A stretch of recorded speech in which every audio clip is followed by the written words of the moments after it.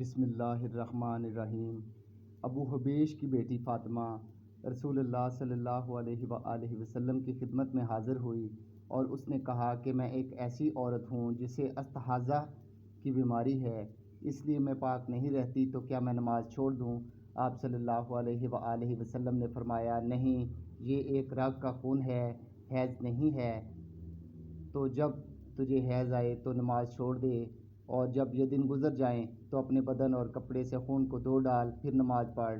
हशाम कहते हैं कि मेरे बाप उर्वा ने कहा कि ये हजूर सल्लल्लाहु अलैहि वसल्लम ने यह भी फरमाया कि फिर हर नमाज के लिए वज़ू कर, यहाँ तक कि वही हैज़ का वक़्त फिर आ जाए। सही बुखारी हदीस नंबर 228। अल्लाह ताला से दुआ है अल्लाह ताला कुरान मजीद और अहादीस नबवी सल्लल्लाहु अलैहि वसल्लम पर अमल पैरा होने की तौफीक अता फ़रमाए।